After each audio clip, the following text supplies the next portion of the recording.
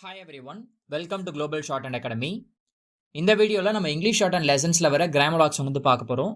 Part 8. இதில் first பார்க்க போகிறது ஃபஸ்ட்டு தான். ஃபஸ்ட்டுன்ற வேர்டு எப்படி ஷார்ட்டாக எழுதலான்னு பாருங்கள். எஸ்டி லூப்பை ஆந்தி லைனில் எழுதணும் அப்படின்னா அது ஃபஸ்ட்டு. அடுத்து இன்ஃப்ளூயன்ஸ்.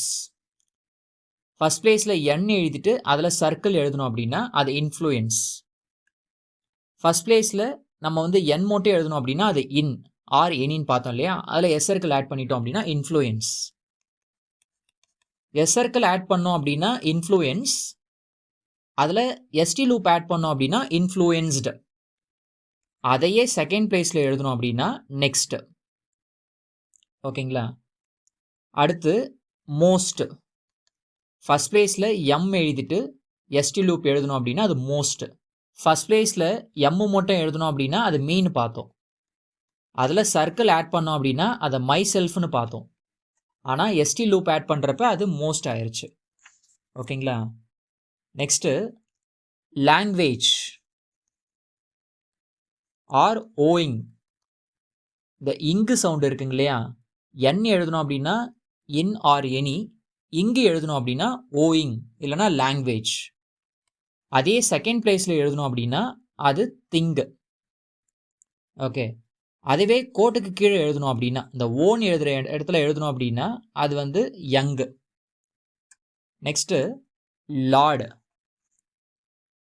இது பெருசாக யூஸ் பண்ண மாட்டோம், வேறு எதனா வார்த்தை கூட நீங்கள் யூஸ் பண்ணிக்கலாம் வேணும்னா. ஆனால் லார்டுன்னு தான் செகண்ட் பிளேஸில் எல். ஓகேங்களா? அடுத்து வி. கோட்டுக்கு மேலே வே ஸ்டோக் எழுதணும் அப்படின்னா வி. ஒரு ஷார்ட்கட்டுன்னு சொல்கிறேன், நோட் பண்ணி வச்சுக்கோங்க. வி ஹாவ் அப்படின்னா அது அப்படியே துருது லைனில் எழுதுனீங்கன்னா வி ஹாவ். இல்லைனா இப்படி எழுதணும், இல்லைனா நீங்கள் இப்படி இப்போத்துலேருந்தே ப்ராக்டிஸ் பண்ணிட்டு வந்துடுங்க. ஓகேங்களா? வி ஹாவ் அப்படின்றது. அவ்வளோதாங்க, முடிஞ்சிருச்சு. எக்ஸசைஸ் 37 அண்டு 38 பேராகிராஃப் கொடுத்துருக்குறாங்க. இதை வந்து 5 டைம்ஸ் வந்து எழுதி பார்க்கணும். ஓகேங்களா? ஒரு பேராகிராஃபும் எழுதி பார்க்குறது மட்டும் இல்லாமல் கண்டிப்பாக வந்து திரும்ப படித்து பார்க்கணும். அதுக்கப்புறமா ரெவிஷனரி எக்ஸசைஸ் வந்து கொடுத்துருக்குறாங்க. ஓகே, ஏ. இதுவுமே வந்து ஒரு 5 டைம்ஸ் கண்டிப்பாக எழுதி பார்க்கணும். ரொம்ப ரொம்ப இம்பார்ட்டண்ட். இது வரைக்கும் நம்ம படிச்சிருக்கிற ரூல்ஸ் எல்லாமே வந்து இங்கே அப்ளிகபிள் ஆகும். ஓகேங்களா?